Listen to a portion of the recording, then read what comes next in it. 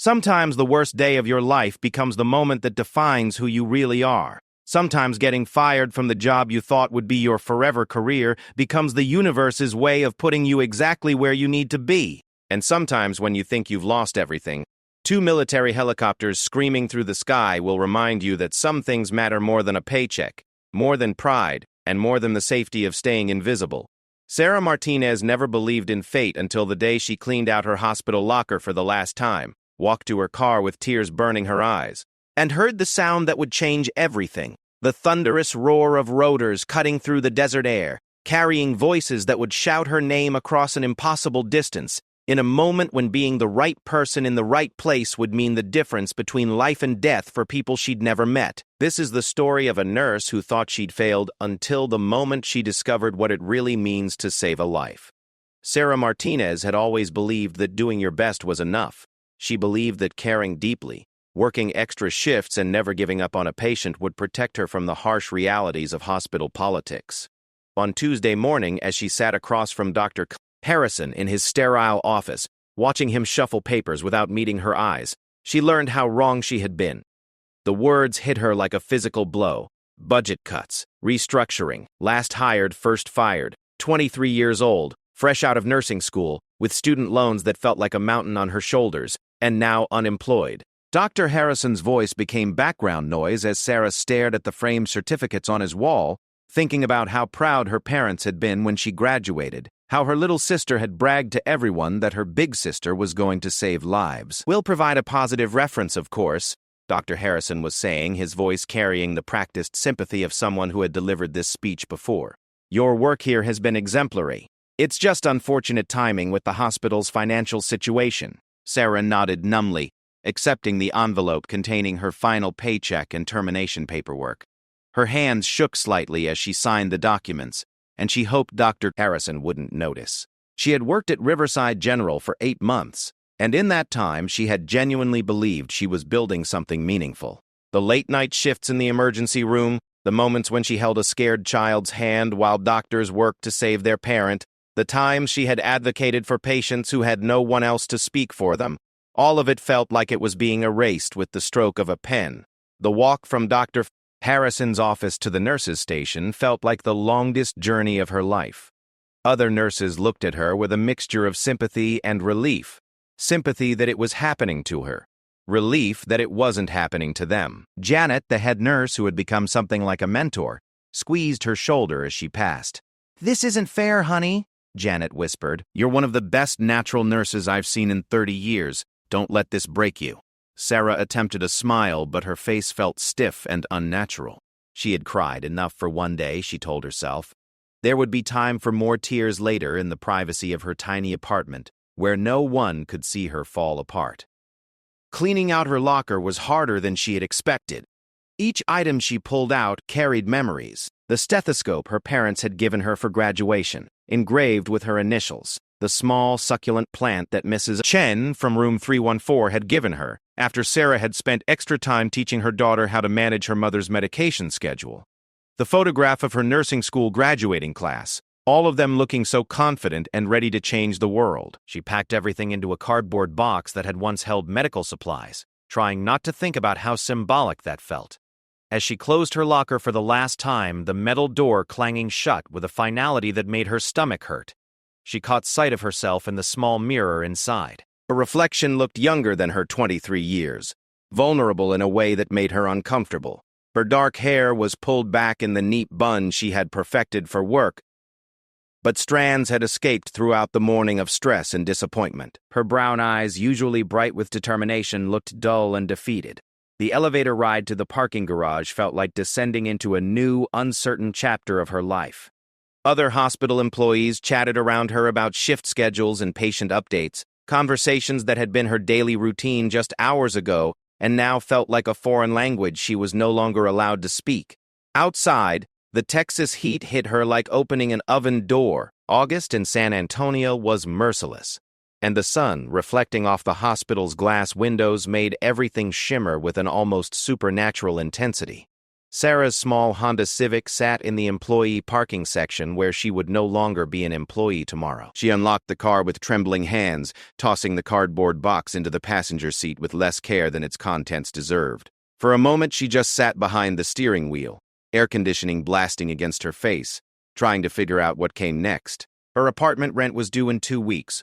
Her student loan payments would start next month. Her savings account contained exactly $347, which might cover groceries for a few weeks if she was careful. The hospital job had been her first real position after graduation, and losing it felt like failing before she had even begun. She thought about calling her parents, but the shame felt too raw. They had sacrificed so much to help her through nursing school, taking on extra shifts at their own jobs, skipping vacations, believing so completely in her dream of helping people. How could she tell them that their investment had lasted less than a year? How could she explain that despite all her studying, all her dedication, all her genuine care for patients, she was just another casualty of hospital budget cuts? Starting the car required more effort than it should have. Her hands felt disconnected from her brain, and she had to concentrate on simple actions like adjusting mirrors and checking blind spots. The radio came on automatically, playing some upbeat pop song that felt obscenely cheerful given her circumstances. She turned it off, preferring the silence. The drive home took her past familiar landmarks that now felt like they belonged to someone else's life. The coffee shop where she had studied for her nursing boards. The uniform store where she had bought her scrubs with such excitement. The apartment complex where several other nurses from the hospital lived and where she would now have to avoid eye contact in the mailroom. Her apartment building was a modest complex built in the 1980s, with beige stucco walls and a swimming pool that always had at least 3 broken deck chairs around it. Sarah had chosen it because the rent was affordable and it was only 15 minutes from the hospital. Now that proximity felt like a cruel joke. She would see the hospital's communication tower from her bedroom window every day, a constant reminder of what she had lost. Climbing the stairs to her second-floor apartment, the cardboard box growing heavier with each step, Sarah allowed herself to truly feel the weight of what had happened. This wasn't just about losing a job. This was about losing her identity as a nurse, her sense of purpose, her carefully planned future. At 23, she felt like she was starting over from scratch. Except now she had debt and responsibilities that hadn't existed when she was 18 and choosing her college major. Inside her apartment, she set the box on her small dining table and looked around at the space she had decorated with such hope 8 months ago. The nursing textbooks still lined the shelves in her living room. Her work schedule was still stuck to the refrigerator with a magnet shaped like a stethoscope. Photos from nursing school graduation smiled at her from frames scattered throughout the space. The silence was overwhelming. During her time at the hospital, her apartment had been a quiet refuge where she could decompress after intense shifts. Now it felt like a prison where she would have too much time to think about her failures and uncertain future. She considered turning on the television for background noise, but the thought of pretending to care about daytime programming made her feel even more lost. Instead, she sat on her couch and opened her laptop, staring at the blank search bar where she would need to start looking for new opportunities. Other hospitals in San Antonio, clinic positions, maybe something completely different if she couldn't find another nursing job quickly enough. The possibilities felt overwhelming and inadequate at the same time. Her phone buzzed with a text message from her nursing school roommate, Monica, who worked at a hospital in Dallas. "How's the job going? Feel like we haven't talked in forever." Sarah stared at the message for several minutes before closing the phone without responding. She wasn't ready to explain what had happened, wasn't ready to admit that the career they had both worked so hard for had proven more fragile than she had ever imagined. The afternoon stretched endlessly ahead of her. For the first time in 8 months, she had nowhere she needed to be, no patients depending on her, no shift schedule to follow. The freedom felt suffocating rather than liberating. She thought about taking a nap, but sleep seemed impossible with her mind racing through worst-case scenarios and self-doubt. Eventually, she forced herself to make a list. Update resume. Search job boards. Call former nursing professors for advice. Apply for unemployment benefits. Contact student loan servicer about deferment options. Each item on the list felt like a small defeat, an admission that her original plan had failed and she needed to scramble for alternatives. By evening, the walls of her apartment felt like they were closing in. Sarah decided to drive to the grocery store, partly because she needed food, but mostly because she needed to be somewhere that wasn't her apartment or anywhere that reminded her of the hospital. The grocery store felt safe, anonymous, a place where she could be just another customer instead of a failed nurse. Walking through the aisles, she found herself gravitating toward comfort foods she normally avoided. Ice cream, frozen pizza, a bag of chips that cost more than she should be spending now that her income had disappeared. At the checkout line, she stood behind a mother with two small children, one of whom was crying from what looked like a scraped knee from a playground fall. Without thinking, Sarah found herself reaching into her purse for the small packet of children's bandages she always carried, a habit from her hospital work. She offered one to the mother, who accepted it gratefully. As Sarah helped clean the child's knee and apply the bandage, she felt a familiar sense of purpose that had been missing all day.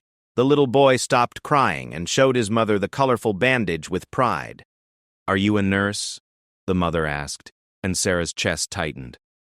"I was," she said, the past tense feeling strange in her mouth. I am. I'm between jobs right now. Driving home from the grocery store, Sarah thought about that interaction. Even without her hospital badge, even without her official position, she was still a nurse. Her knowledge, her instincts, her desire to help people, none of that had been erased by Dr. Harrison's budget cuts. The realization didn't solve her immediate problems, but it reminded her that her identity as a nurse went deeper than any single job. That night, she called her parents. Her mother's voice was warm and concerned, and when Sarah explained what had happened, there was no judgment, only love and support. Her father, practical as always, reminded her that setbacks were temporary and that her skills and dedication would eventually lead her to the right opportunity. Her little sister, now a sophomore in college, told her she was still her hero and that getting fired from one job didn't change anything important about who she was. As she got ready for bed, Sarah felt something shift inside her. The devastation was still there, the uncertainty and fear about the future, but underneath it all was a stubborn determination that had carried her through nursing school and would carry her through this challenge too. Tomorrow, she would start looking for a new position. Tomorrow, she would begin rebuilding her career. She had no way of knowing that tomorrow would bring something entirely different. Tomorrow would bring the sound of helicopters and voices calling her name across an impossible distance. Tomorrow would remind her that sometimes the universe has plans that are bigger than our own, disappointments and fears. Tomorrow, Sarah Martinez would discover that losing her job was not the end of her story as a nurse, but rather the beginning of understanding what it really meant to save lives. Sarah woke up Wednesday morning to the sound of her neighbor's dog barking at the mail carrier, a routine that had annoyed her for months, but today felt like a reminder that life continued regardless of personal disasters. She had slept fitfully, her dreams filled with hospital corridors that led nowhere and patient rooms that were always just out of reach. The morning light filtering through her bedroom curtains carried the harsh reality that yesterday had not been a nightmare. Rolling over to check her phone, she found 17 job alerts in her email inbox, most for positions that required more experience than she had, or paid significantly less than her hospital salary. One was for a clinic position that looked promising until she read the fine print about mandatory overtime and weekend shifts for new employees. Another was clearly a scam, offering unrealistic pay for medical consultants willing to work from home. She deleted that one immediately and made a mental note to be more careful about which job sites she had signed up for. Her coffee maker gurgled to life as she stood in her kitchen, still wearing the oversized t-shirt she had slept in, trying to summon the motivation to face another day of job searching. Through her kitchen window, she could see other residents of her apartment complex heading off to their jobs, briefcases and coffee cups in hand, their lives following predictable patterns that she envied. She wondered if any of them had ever experienced the vertigo of having their entire professional identity yanked away overnight. The newspaper she rarely read had been delivered to her door, and she brought it inside more out of curiosity than habit. The headlines were the usual mix of local politics, sports scores, and human interest stories that normally wouldn't have caught her attention. But today, with nowhere else to be and nothing pressing to do, she found herself reading more carefully than usual. There was an article about budget cuts affecting multiple hospitals in the region, and Sarah realized she wasn't alone in her situation. The knowledge was simultaneously comforting and depressing. Her phone rang just as she was considering whether to shower and dress professionally for a day of online job applications or to embrace unemployment by staying in comfortable clothes. The caller ID showed Janet from the hospital, and Sarah's heart jumped with an irrational hope that maybe there had been a mistake. Maybe the budget situation had been resolved overnight. "Honey, I know this is hard, but I wanted you to know that Dr. Patterson in the cardiac unit specifically asked about you this morning," Janet said without preamble. "He was really upset about the layoffs, and he wants to keep your resume on file for when they start hiring again. He said you had excellent instincts during that cardiac emergency last month." Sarah remembered the incident Janet was referring to. An elderly man had come into the emergency room with what initially appeared to be indigestion, but which Sarah had suspected might be something more serious based on subtle changes in his coloring and breathing. Her persistence in advocating for additional tests had led to the discovery of a minor heart attack that might have been missed otherwise. At the time, she had felt proud of her clinical judgment. Now it felt like a cruel irony that her instincts had been proven right after she was no longer employed to use them. "That's kind of him," Sarah said, meaning it despite the bitter taste the conversation left in her mouth. "I appreciate you letting me know. There's something else," Janet continued, her voice taking on a more cautious tone. "I probably shouldn't tell you this, but the word around here is that they rushed the layoff decisions. Administration is already getting feedback about losing good people. There might be opportunities to come back if you're interested and if you haven't found something else by then." The possibility dangled in front of Sarah like a lifeline, but she forced herself not to grab onto it too eagerly. Waiting around for a maybe was not a sustainable plan, especially with bills due and savings that wouldn't last long. She thanked Janet for the information and promised to stay in touch, but after hanging up, she felt more unsettled than hopeful. The idea that her firing might have been premature made it hurt more, not less.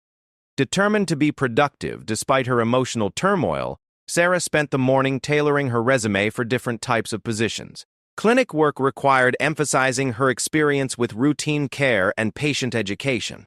Hospital positions needed focus on emergency response and collaboration with medical teams.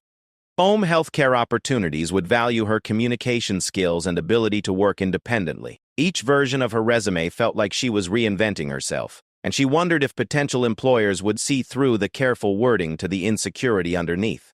By lunchtime, she had submitted applications to 8 different positions, ranging from a pediatric clinic across town to a nursing home that specialized in dementia care. The applications blurred together in her mind. Cover letters explaining her dedication to patient care, salary requirements that were lower than she wanted to admit, and references who would hopefully remember her positively despite her brief tenure at Riverside General. The afternoon brought an unexpected phone call from Monica, her nursing school roommate, who had apparently been trying to reach her since her unanswered text the day before. Sarah found herself explaining the situation while pacing around her living room, surprised by how relieved she felt to finally tell someone her own age what had happened. "That's absolutely ridiculous," Monica said, her voice carrying the righteous indignation that Sarah had been too shocked to feel herself. 8 months? They barely gave you a chance to prove yourself.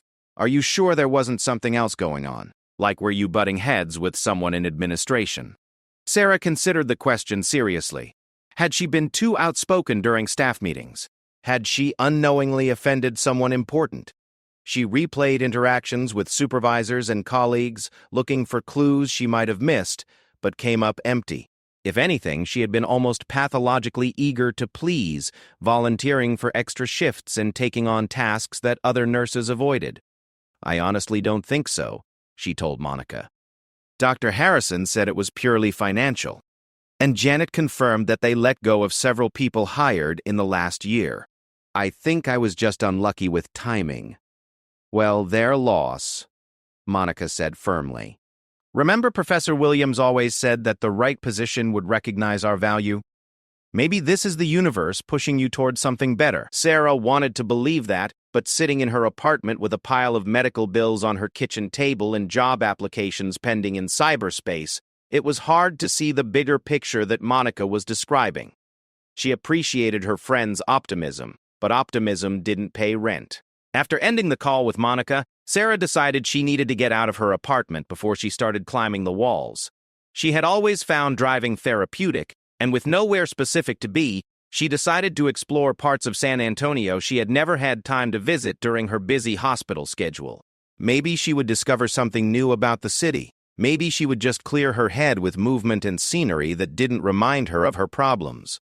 She drove south toward the outskirts of the city, where suburban developments gave way to more rural areas, dotted with small ranches and agricultural properties. The landscape was different from what she was used to seeing during her daily commute to the hospital, more open and less hurried.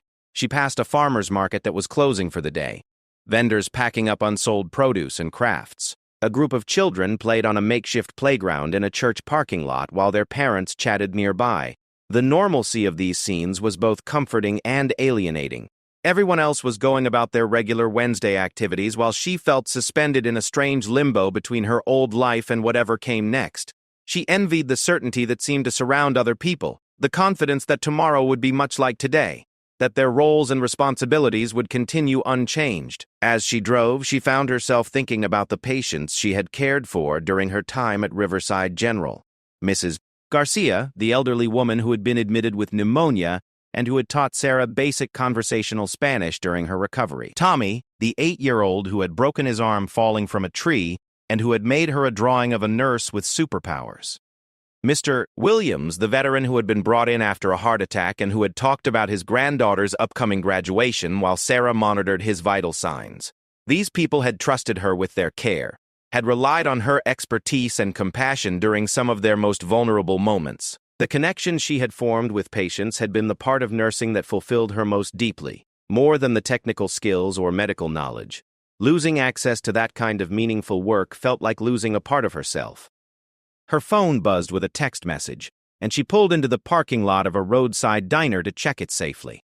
The message was from an unknown number, and her heart jumped with hope that it might be a response to one of her job applications. Instead, it was a spam message about refinancing student loans, which felt like the universe's idea of a cruel joke. The diner looked like it had been serving travelers for decades, with faded signs advertising homemade pie and coffee that was always fresh. Sarah realized she hadn't eaten since her hurried breakfast, and the idea of sitting somewhere that wasn't her apartment or related to job searching appealed to her.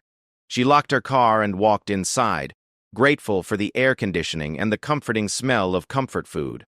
The interior was exactly what she had expected. Red vinyl booths, black and white checkered floors, and a counter where a few local regulars sat discussing whatever passed for news in this small community. A waitress with graying hair and comfortable shoes approached her with a menu and a smile that seemed genuinely welcoming. "Just passing through, honey?"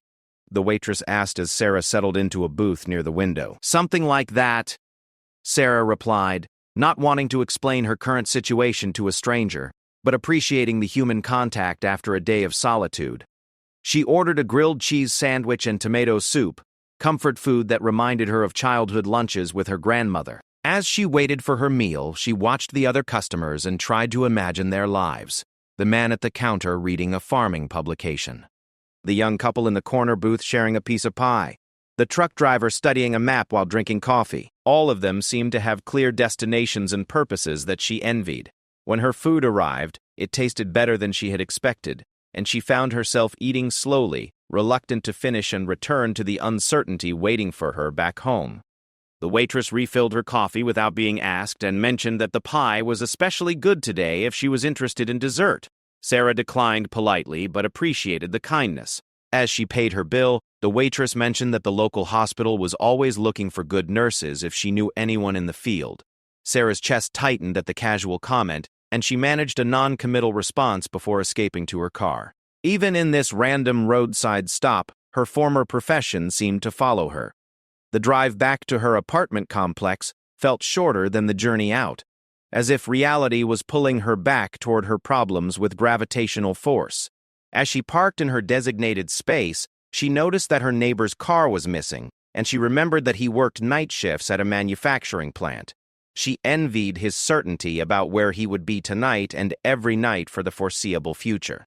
Back in her apartment, she checked her email obsessively, hoping for responses to her job applications, but finding only automated confirmations that her submissions had been received. The silence felt ominous, as if her qualifications and experience were being judged, and found wanting by algorithms before human eyes even saw her resume. That evening, she tried to distract herself by organizing her nursing supplies, the equipment and references she had accumulated during school and her brief career. Her stethoscope still worked perfectly. Her drug reference guides were current. Her CPR certification wouldn't expire for another year. All the tools of her trade were intact and ready to be used, if only someone would give her the opportunity. As she prepared for bed, Sarah felt the weight of uncertainty settling over her like a heavy blanket.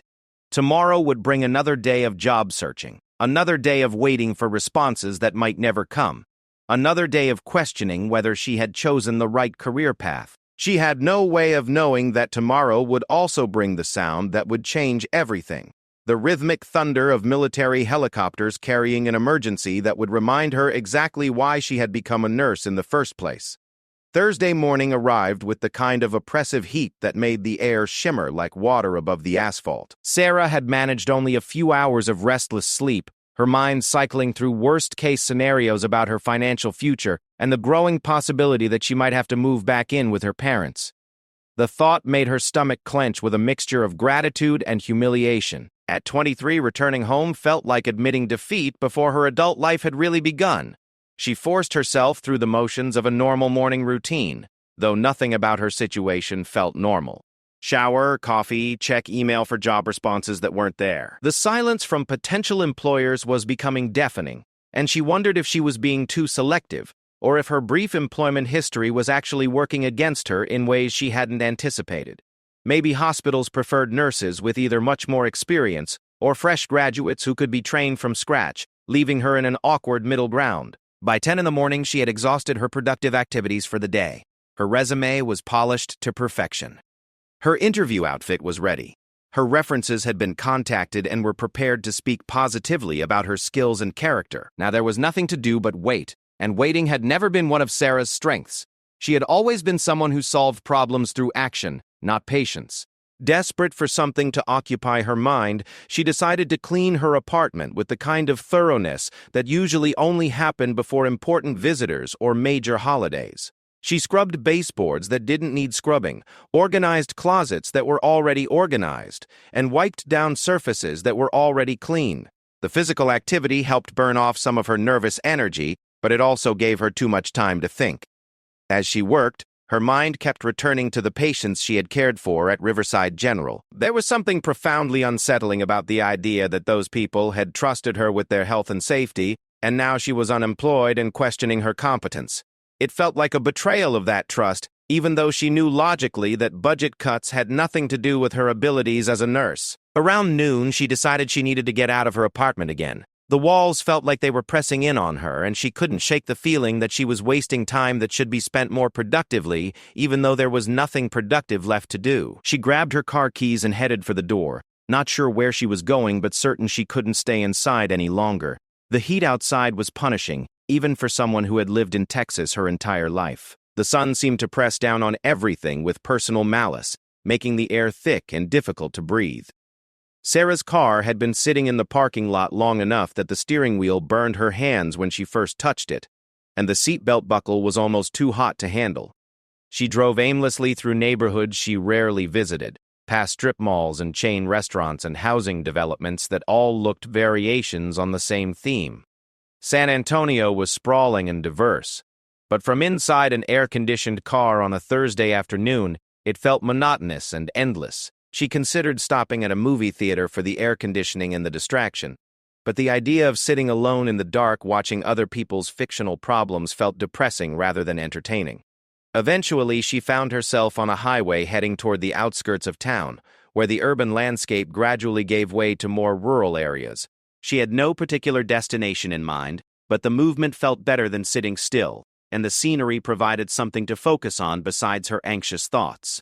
The radio offered a steady stream of country music and talk shows that required no mental investment from her. About 30 miles outside the city, she passed a sign for a state park that she had heard about but never visited. On impulse, she decided to stop. The park entrance fee was modest, and the idea of walking on trails that had nothing to do with her current problems appealed to her. Maybe being in nature would provide some perspective, or at least some relief from the circular thinking that had dominated her last 2 days. The park was surprisingly busy for a weekday afternoon, with families enjoying picnics and hikers taking advantage of the earlier hours before the heat became truly unbearable. Sarah paid the entrance fee and picked up a trail map from a volunteer who looked like he had been hiking these paths for decades. He recommended a moderate trail that would take about an hour and offer some nice views without being too challenging in the current temperature. The trailhead was crowded with people preparing for their hikes, applying sunscreen and filling water bottles and consulting maps. Sarah felt out of place without hiking gear or athletic clothes, but she was determined to spend at least some time outdoors. She started down the recommended trail wearing her regular sneakers and carrying a water bottle she had found in her car.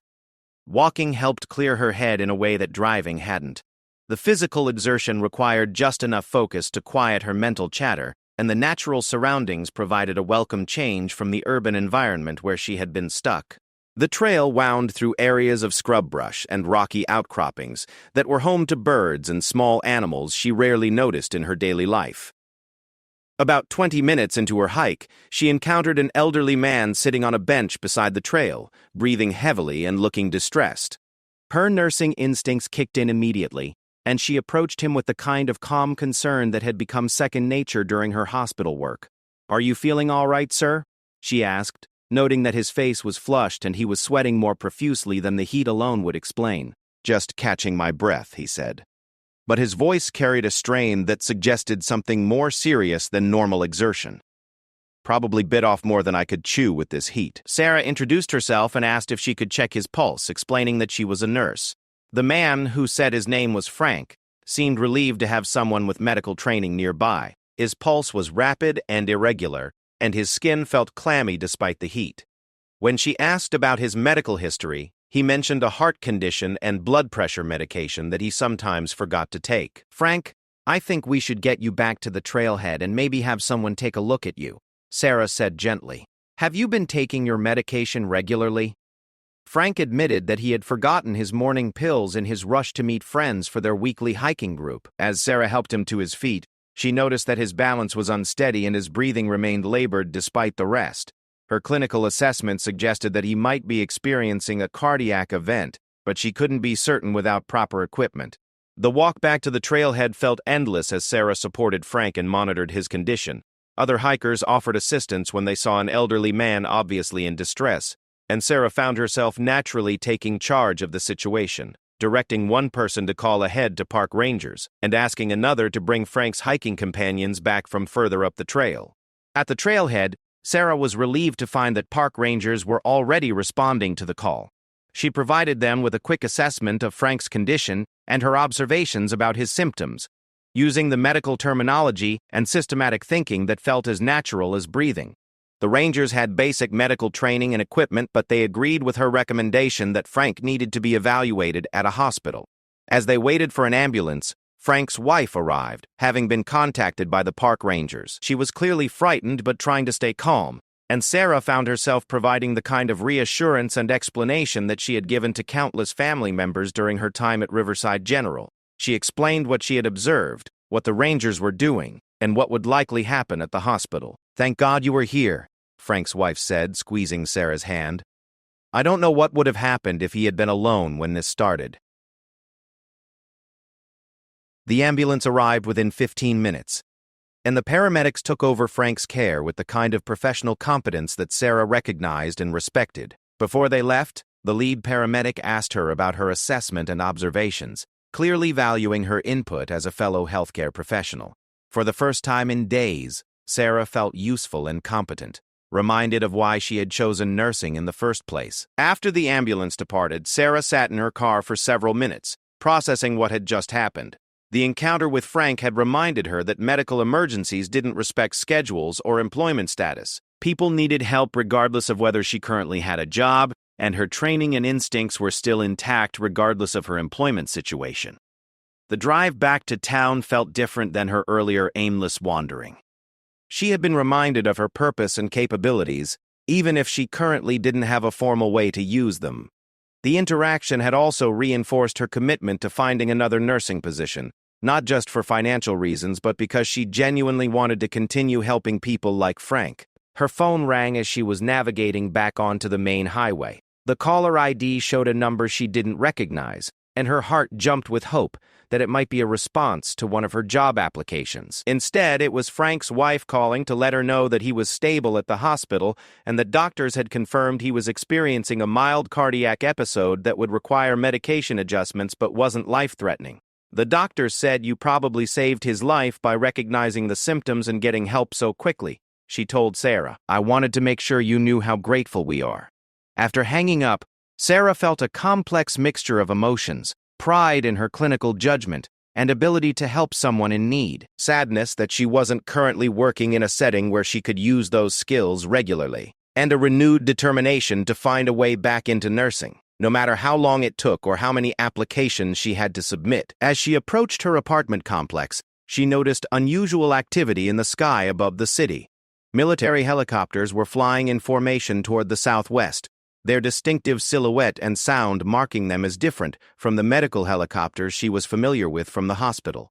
She wondered briefly what kind of training exercise or mission would require multiple aircraft in the middle of the afternoon. The helicopters disappeared beyond the horizon, and Sarah turned her attention back to the immediate concerns of her own life. She had emails to check, applications to follow up on, and a budget to calculate for the 100th time. The encounter with Frank had reminded her of her capabilities and purpose, but it hadn't solved the practical problems of unemployment and looming bills. That evening, as she prepared a simple dinner in her kitchen, Sarah felt something had shifted in her perspective.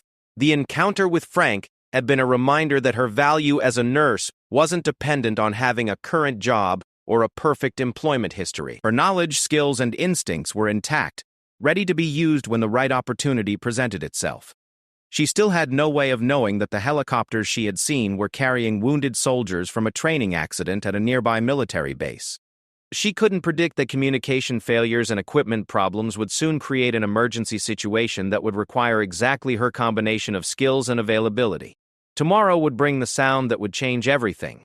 But tonight, Sarah Martinez went to sleep feeling more like herself than she had since walking out of Riverside General for the last time. Friday morning began like any other day of unemployment, except that Sarah woke with a strange sense of anticipation. She couldn't explain. The encounter with Frank at the state park had reminded her that emergencies didn't follow schedules, and somehow that knowledge made her feel more alert, more ready for whatever might happen. She dressed in clothes that were comfortable but presentable, a habit she had developed from never knowing when she might need to make a good impression or respond to an unexpected opportunity. The morning job search routine had become depressingly familiar. Check email for responses that weren't there. Browse job boards for positions that either required more experience than she had or paid too little to cover her expenses. Submit applications with cover letters that tried to sound enthusiastic about opportunities she was only pursuing out of necessity. The process felt mechanical and dispiriting, but she forced herself to continue because stopping felt like giving up completely. Around 11 o'clock, her phone rang with a call from Janet at Riverside General. Sarah answered eagerly, hoping for news about potential rehiring opportunities. But Janet's voice carried a different kind of urgency than she had heard before. Sarah, honey, I'm calling because we've got a situation developing, and I wanted to give you a heads up that you might be hearing some unusual aircraft activity today, Janet said, her words coming faster than usual. There's been an accident at the military training facility about 40 miles southwest of here. Multiple casualties, and they're having some kind of communication problem that's affecting their normal transport protocols. Sarah felt her pulse quicken. Military casualties meant serious injuries, the kind of trauma care that required every available resource and experienced professional. Are they bringing patients to Riverside? She asked. That's the thing, Janet continued, and Sarah could hear the frustration in her voice. We're prepared to receive casualties, but there's some kind of mix-up with their coordination. The military aircraft are having radio problems, and they can't get clear directions about which civilian hospitals are best equipped to handle what they're dealing with. It's a mess, and people are trying to sort it out. But in the meantime, there are seriously injured soldiers in aircraft that aren't sure where to go. The situation Janet was describing sounded like the kind of nightmare scenario that emergency response teams trained for but hoped never to encounter. Sarah had learned about mass casualty incidents and communication failures during her nursing education, but experiencing one in real life was something she had never faced. Is there anything I can do? Sarah asked, already knowing the answer but needing to offer anyway. Not officially, Janet said carefully. But if something develops and they need additional personnel, I wanted you to know what was happening. Sometimes in emergencies, they'll accept help from qualified volunteers, especially if regular channels are overwhelmed. After hanging up with Janet, Sarah found it impossible to focus on her normal morning activities. She kept thinking about wounded soldiers in aircraft that couldn't find the right landing sites, about families somewhere who didn't know their loved ones were injured, about the chaos and confusion that must be affecting everyone involved in the emergency response. She turned on local news stations, but the military accident wasn't being covered yet, probably due to security protocols and the ongoing nature of the emergency. The lack of information made everything feel more uncertain and urgent. She imagined hospital emergency departments preparing for casualties they couldn't get clear information about, military commanders trying to coordinate rescue efforts with incomplete communication systems, and injured personnel wondering why their evacuation was taking longer than expected. Unable to sit still, Sarah began checking and organizing her nursing supplies with an urgency she hadn't felt since her last shift at the hospital. She verified that her stethoscope was working properly, confirmed that her CPR certification was current, and reviewed medication calculations in her head. If she ended up being called to help in any capacity, she wanted to be as prepared as possible. The sound started as a distant hum that she initially attributed to normal air traffic around the city, but as it grew louder and more distinct, Sarah recognized the rhythmic whump, whump, whump of heavy military helicopters. The sound was different from the medical helicopters she knew from the hospital, deeper and more powerful, suggesting aircraft designed to carry substantial loads across significant distances. Standing at her kitchen window, Sarah could see the helicopters approaching from the southwest, flying lower than normal air traffic and in a formation that suggested urgency rather than routine operations. There were two of them, large and dark against the clear Texas sky, their presence impossible to ignore, even for people who had no knowledge of the emergency they represented. As the helicopters passed over her apartment complex, Sarah could hear that their engines sounded strained, as if they were pushing harder than normal operational parameters would suggest. One of the aircraft was flying slightly lower than the other, and she thought she could see unusual markings or damage on its exterior, though the distance and speed made it difficult to be certain. The helicopters continued toward the city center, presumably heading for one of the major hospitals or medical facilities that would be equipped to handle trauma casualties. Sarah watched until they disappeared beyond the buildings and trees, but the sound of their engines remained audible for several more minutes, a reminder that somewhere above the city, seriously injured people were depending on the successful resolution of whatever communication and coordination problems had complicated their evacuation. 15 minutes later, the sound returned, but this time it was different. Instead of the steady progression toward a destination, the helicopters seemed to be circling, their engines alternating between different power levels, as if the pilots were unsure about their next move. Sarah stepped outside onto her apartment balcony to get a better view and was surprised to see the aircraft much closer than before, low enough that she could make out details of their construction and equipment. One of the helicopters was clearly in distress. Dark smoke trailed from one of its engines, and its flight pattern was erratic compared to its companion. The second aircraft was flying in close formation, as if providing guidance or support, but both were obviously struggling with some kind of operational problem that went beyond the communication issues Janet had mentioned. As Sarah watched, the damaged helicopter began to lose altitude, not in a controlled descent, but in the kind of emergency maneuver that meant the pilots were fighting to maintain control. The aircraft was heading toward an open area near a shopping center about a mile from her apartment complex, and she realized with growing alarm that she might be witnessing a crash landing rather than a planned emergency stop. Without thinking about the decision, Sarah grabbed her car keys and her small medical kit, the basic supplies she had maintained since nursing school out of habit, and the kind of preparedness that characterized people in medical fields. If the helicopter was going down with injured personnel aboard, there might be casualties on the ground as well as in the aircraft, and every available medical professional could be crucial in the first few minutes after impact. The drive to the area where the helicopter seemed to be heading took her through residential streets where other people had obviously heard the aircraft and come outside to investigate. Some were pointing at the sky and taking pictures with their phones, but most seemed to understand that they were witnessing an emergency rather than entertainment.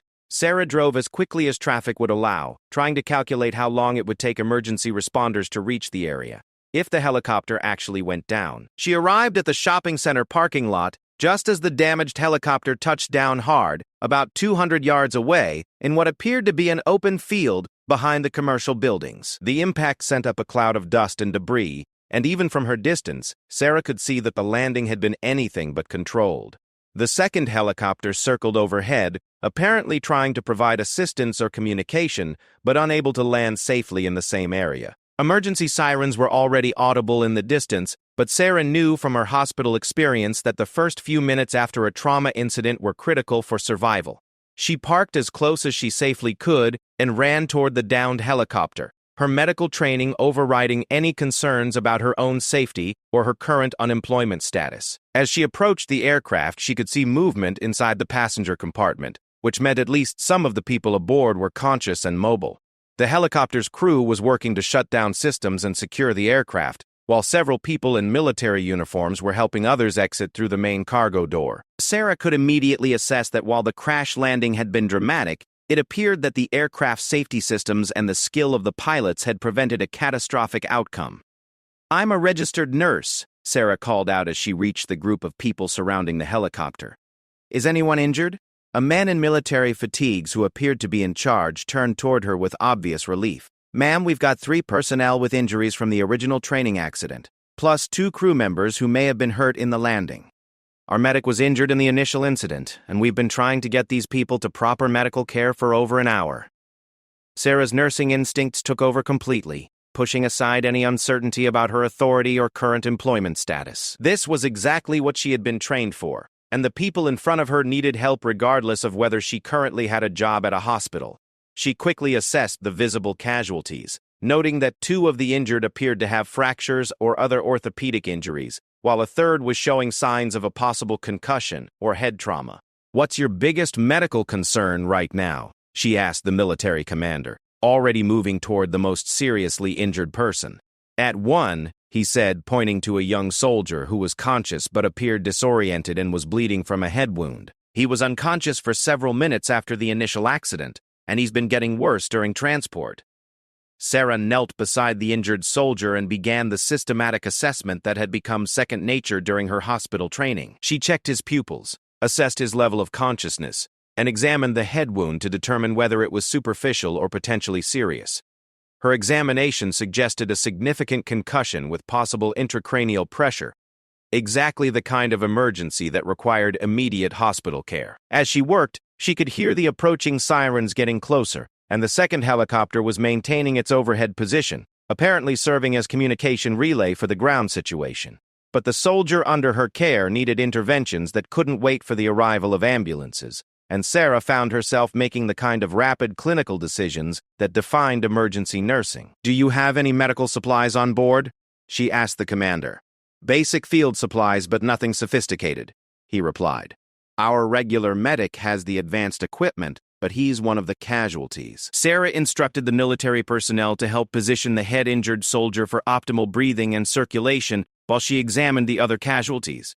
The 2 soldiers with apparent fractures were in pain but stable, and the helicopter crew members had been shaken up in the crash landing but didn't appear to have serious injuries. The first ambulance arrived within 5 minutes of Sarah's initial assessment, followed quickly by fire department emergency medical teams and additional ambulances.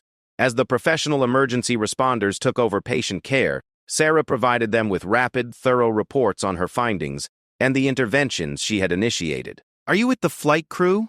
one of the paramedics asked her as they prepared to transport the head-injured soldier. "I'm a registered nurse," Sarah replied. "I happened to be nearby when they went down." The paramedic nodded with the kind of recognition that healthcare professionals shared when they encountered each other in emergency situations. "Good assessment work. This guy would have been in trouble if he had waited much longer for intervention."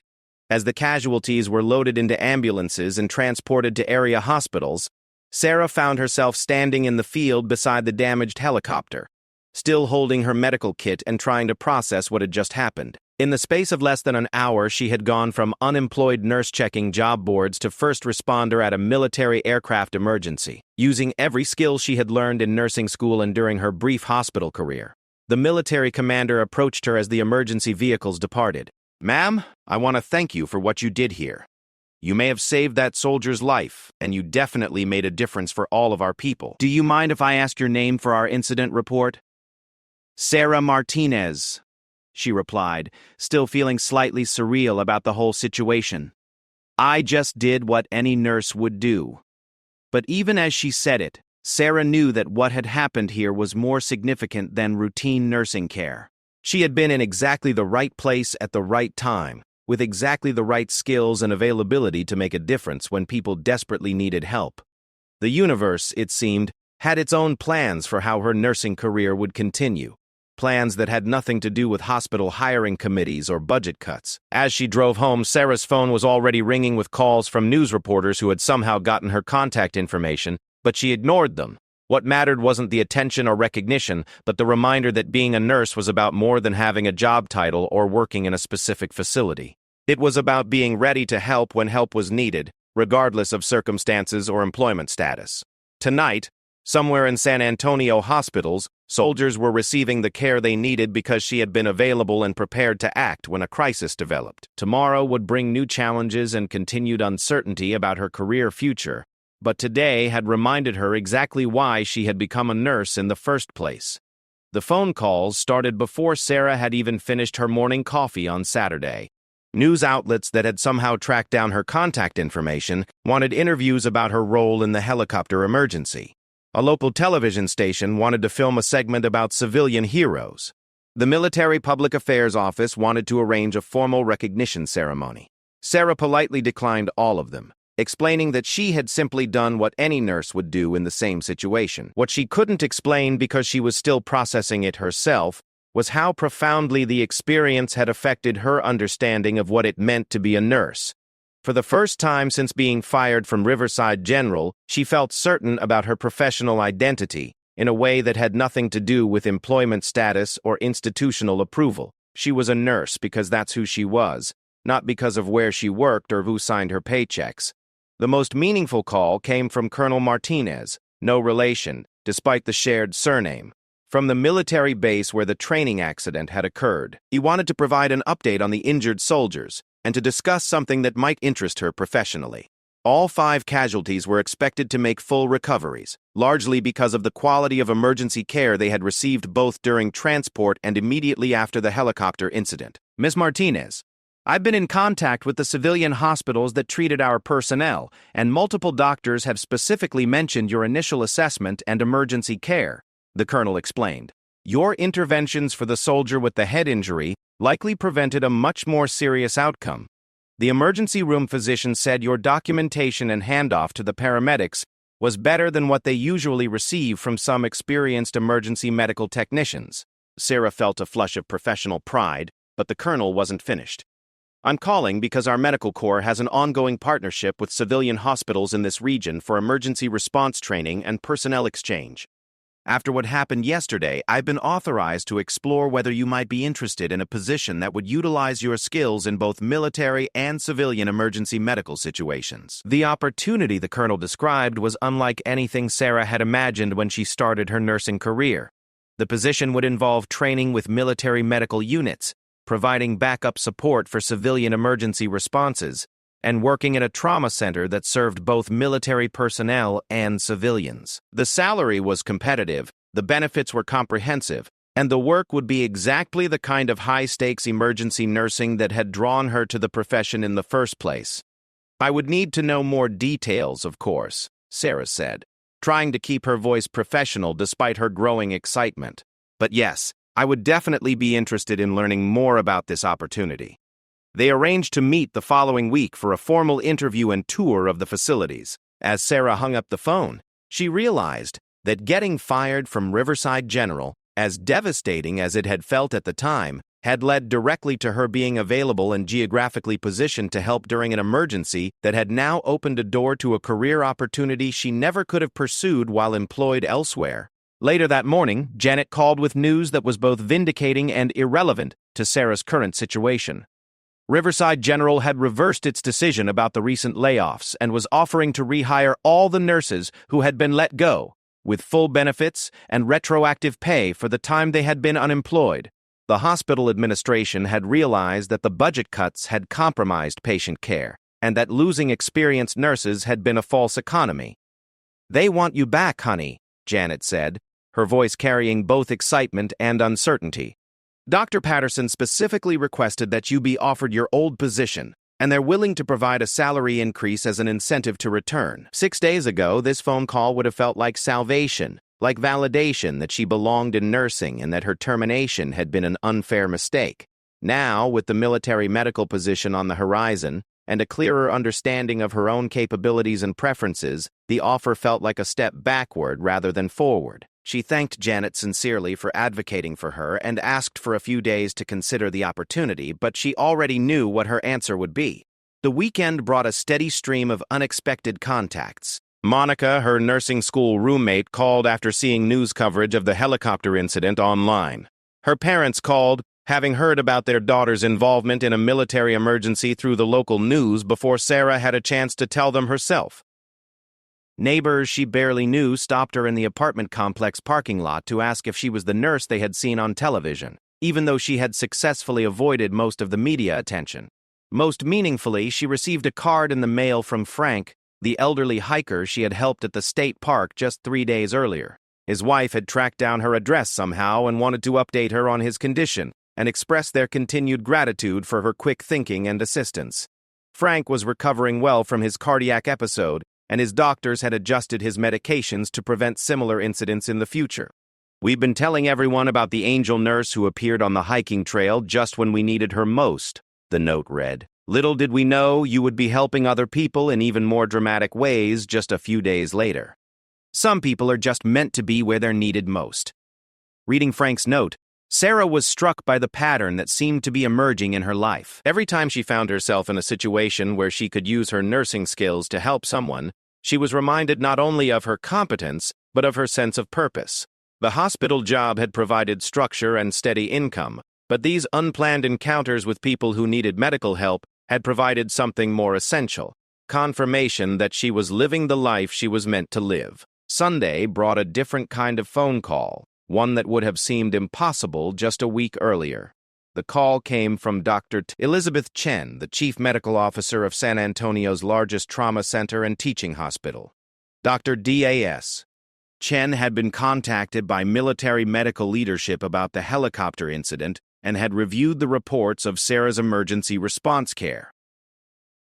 "Ms. Martinez, I understand you're currently between positions," Dr. Chen said. "I also understand that you provided exceptional emergency care under difficult circumstances this week, and that you're considering opportunities in military emergency medicine. I'm calling because our trauma center has an opening for an emergency department nurse with your background and demonstrated capabilities, and I wanted to discuss it with you before you make any commitments elsewhere." The position Dr. Chen described would place Sarah in one of the busiest and most respected emergency departments in Texas, working with trauma cases that ranged from routine emergencies to the most complex medical situations in the region. The emergency department served as a training site for emergency medicine residents and trauma surgery fellows, which would provide ongoing opportunities for learning and professional development. The salary was significantly higher than what she had earned at Riverside General, and the benefits package included tuition assistance for nurses who wanted to pursue advanced degrees. "We're looking for nurses who can think quickly under pressure and make sound clinical judgments in situations where there may not be clear protocols to follow," Dr. Chen explained. "Your actions this week suggest that you have those qualities, and your nursing education background indicates that you have the technical knowledge to support advanced emergency care." By Sunday evening, Sarah found herself in the remarkable position of having 3 different job opportunities to consider: returning to Riverside General with improved conditions, pursuing the military medical position that would combine civilian and military emergency care, or joining the trauma center that would provide the most advanced civilian emergency nursing experience available in the region. A week ago, she had been unemployed and doubting her competence. Now she had to choose between multiple opportunities that all recognized and valued her skills. She spent Sunday evening creating a detailed comparison of the 3 options, weighing factors like career growth potential, financial compensation, work environment, and personal fulfillment. But as she worked through the analysis, she kept returning to the feeling she had experienced while providing emergency care to the injured soldiers and to Frank at the state park. Those moments had reminded her that the most satisfying aspects of nursing came from being able to help people during their most vulnerable and frightening experiences. Monday morning, she made her decision. She called Dr. Chen first to accept the position at the trauma center, explaining that she was excited about the opportunity to work in a challenging emergency environment with ongoing learning opportunities.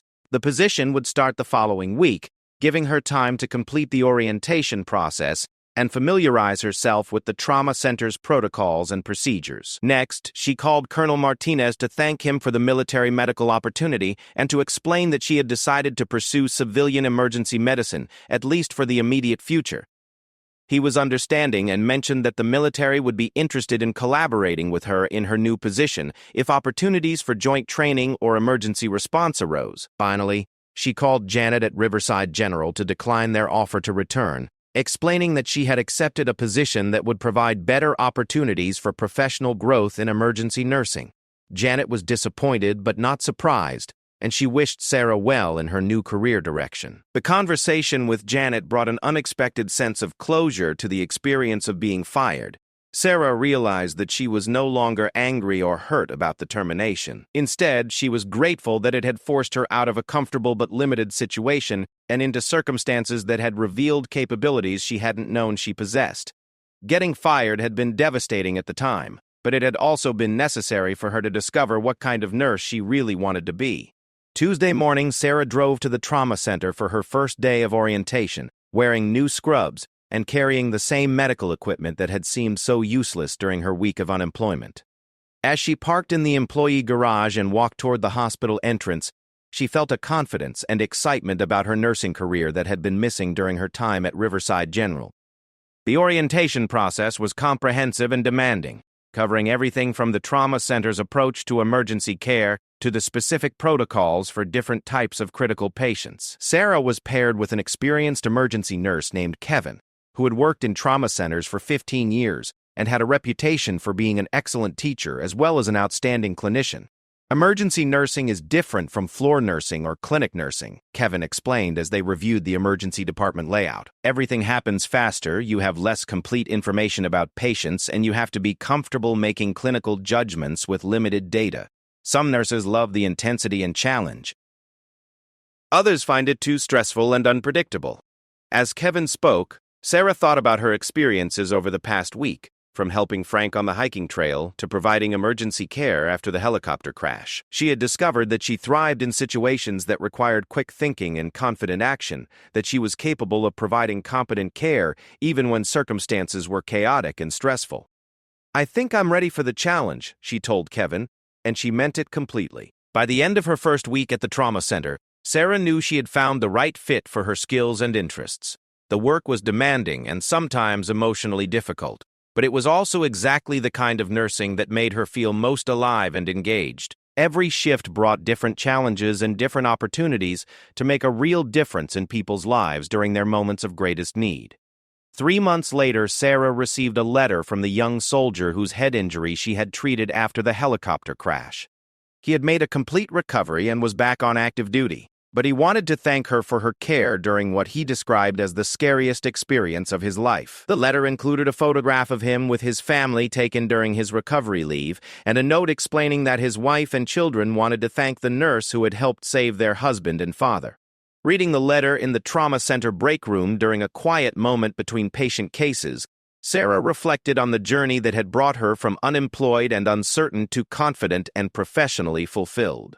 Getting fired from Riverside General had felt like the end of her nursing career, but it had actually been the beginning of understanding what kind of nurse she was meant to be. She folded the soldier's letter carefully and tucked it into her locker next to the thank you card from Frank and his wife. These reminders of the difference she had made in people's lives were more meaningful than any job title or salary, though she was grateful to now have both, a position she loved and the financial security to build the life she wanted. Sometimes, Sarah thought as she prepared to respond to the next emergency call, the worst thing that happens to you turns out to be exactly what you needed to find your way to where you belong.